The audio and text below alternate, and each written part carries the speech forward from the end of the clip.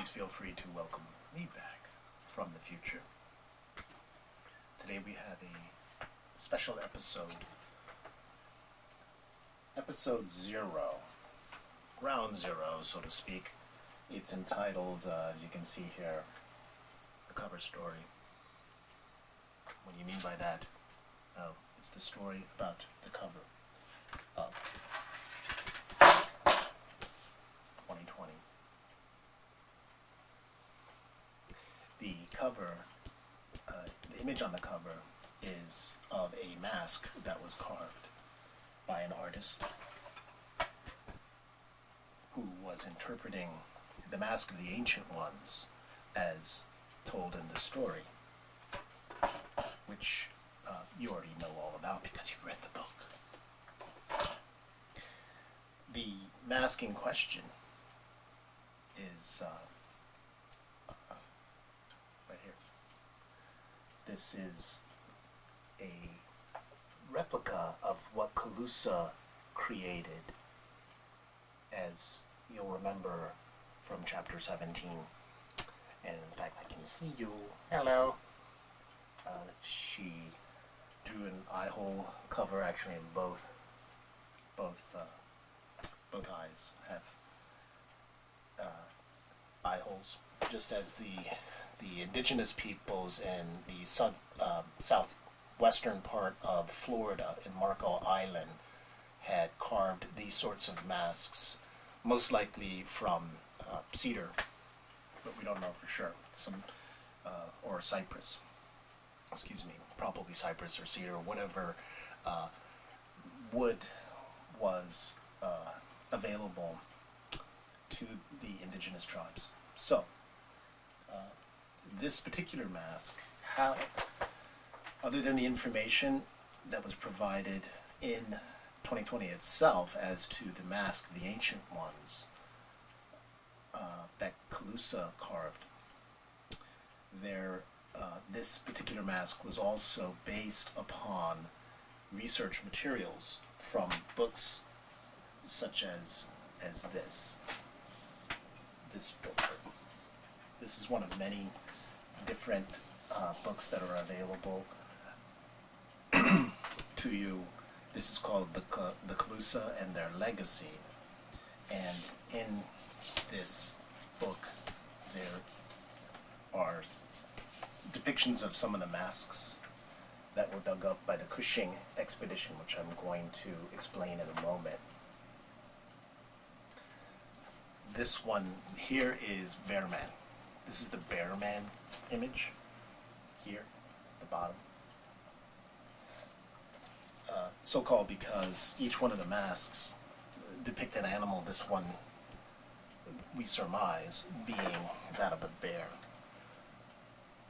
The other masks here are depicting presumably different animals that were part of the ceremonial masks or the traditions of these indigenous peoples in the Key Marco area. Over here there are two of the masks. These are plaster replicas of the masks that were uncovered during the Cushing expedition. This mask at the top is shown here in the book. And this one, that's not it. You see other masks that have been displayed around in our little studio. The producers have acquired them from the Randall Research Center, which is in Pine Island. They have these an array of masks that you can purchase.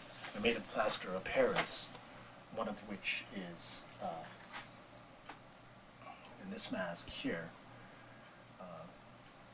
If you look on the back of the mask, you'll see it's made of plaster. It has a little hook up there so you can hang them on the wall.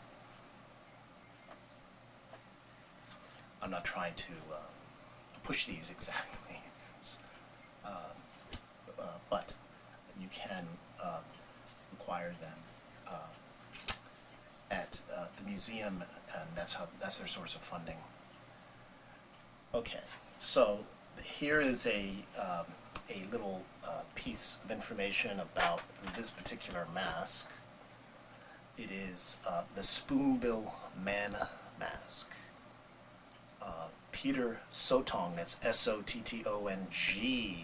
is the artist that created these series of masks.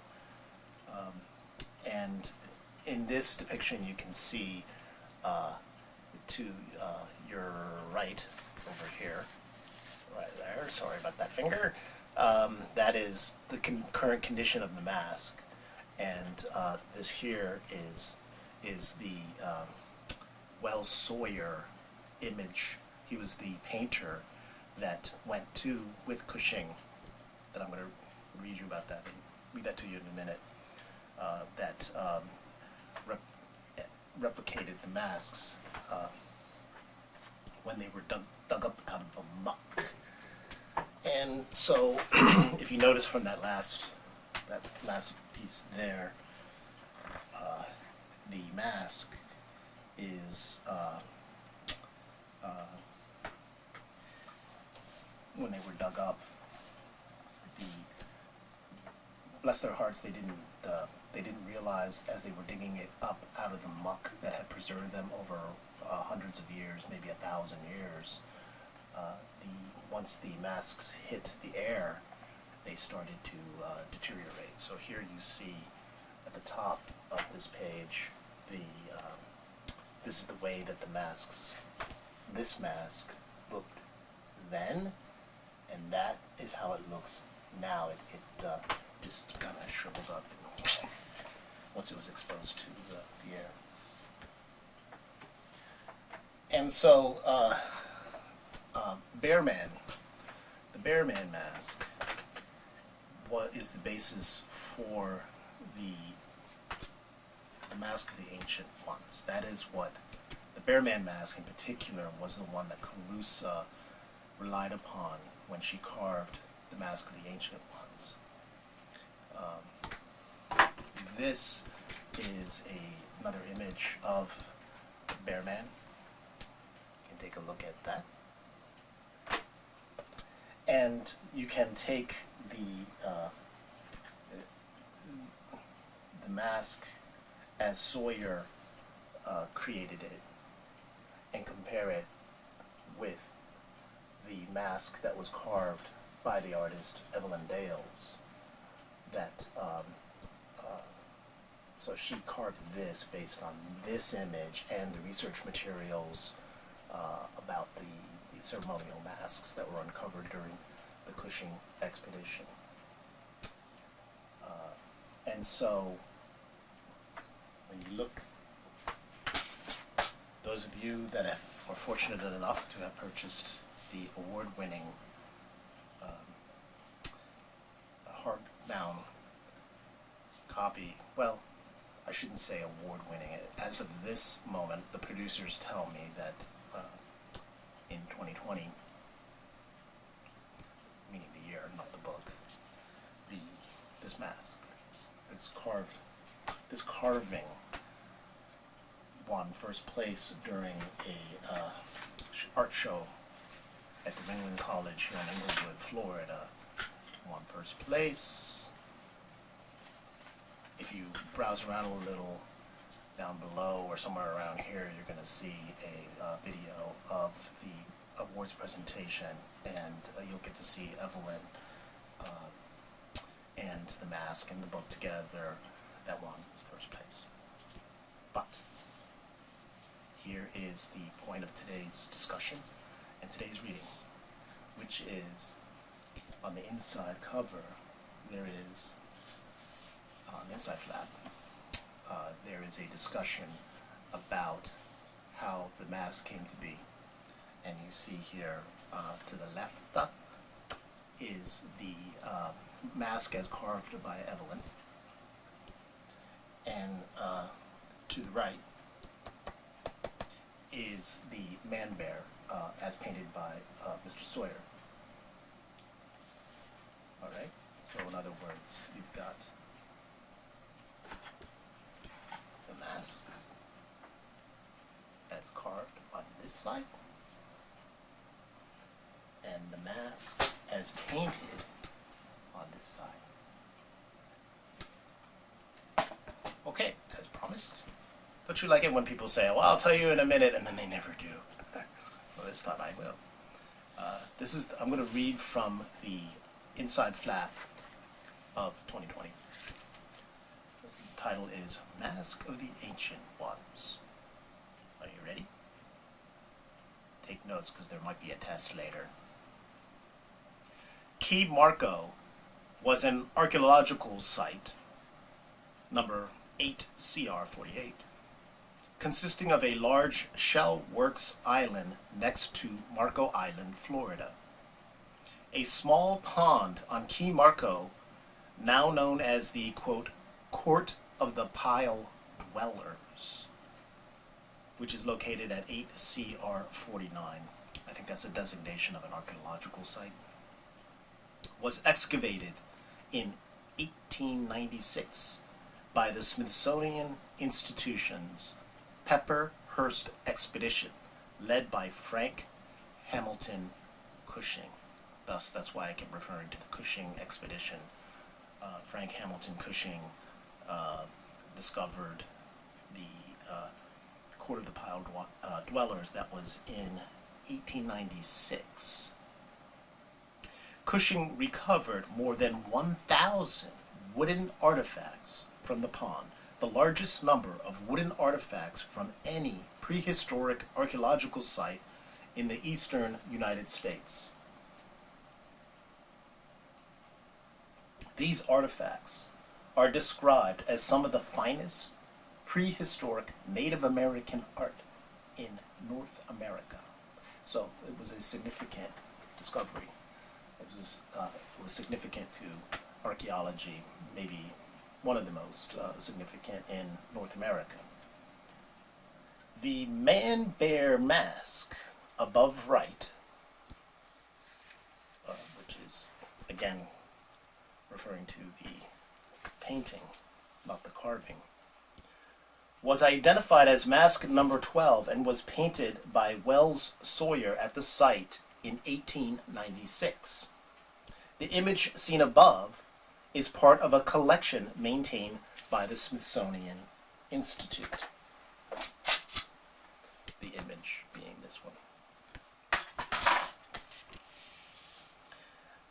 Mask number 12 is the basis for the Mask of the Ancient Ones, mentioned throughout the book 2020. To the left, here, is a wood carving by Inglewood artist Evelyn Dales based on Sawyer's painting, and clues left by the Aboriginal artists as to how the masks may have been created, gleaned from archaeological studies of the artifacts that were uncovered by Mr. Cushing. So that is the story behind the cover of 2020, the cover story. It all revolves around ceremonial masks, such as this one. A very impressive display of art. And you can imagine this being displayed in those places that were under the protection of the mask of the ancient ones. Those who displayed this were, it served as sort of a talisman against those who wished to do harm to the people who had congregated and become part of a community. That's part of the story. I don't want to bore you because you already know that because you read the book. And that's all we have for today. I hope that you enjoyed this and found it educational. Thank you very much, and namaste. Namaste.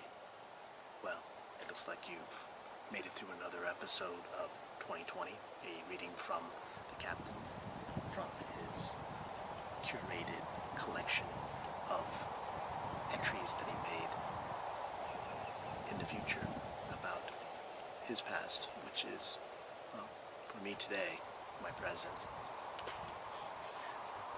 If you'd like to know more, please go to the website 2020thebook.com.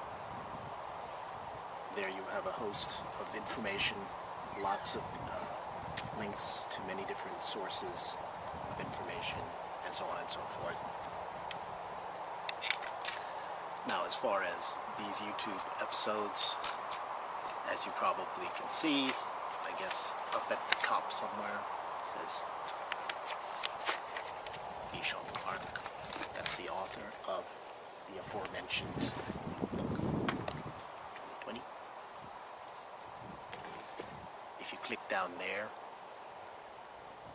where it says subscribe, then you will subscribe. I don't know what that means exactly, but I do know this, that it doesn't mean that I will be haunting you or your spam inbox folder. It's just to help the statistics for YouTube. You can also go to the author website, www.bshawnclark, the author of the book. That's me.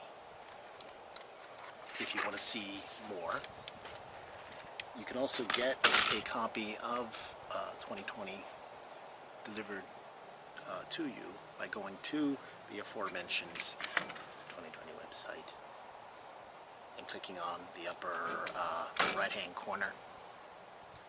Click that. It'll take you to the place where you can order it direct from the publisher. That's me. And, or, better yet, it'll take you to a page where you can order it from us or your favorite bookstore, which I do recommend. Almost all bookstores throughout the country, independent bookstores, have 2020 available. I would prefer, if you can, to go to their website and order it, or find out if they have it in stock, preferably, and go into your favorite indie bookstore and give it a go. Thank you very much. I appreciate your attention, and hope to see you again soon. Well, actually, I won't see you. I hope you get to see me again in the very near future. Namaste.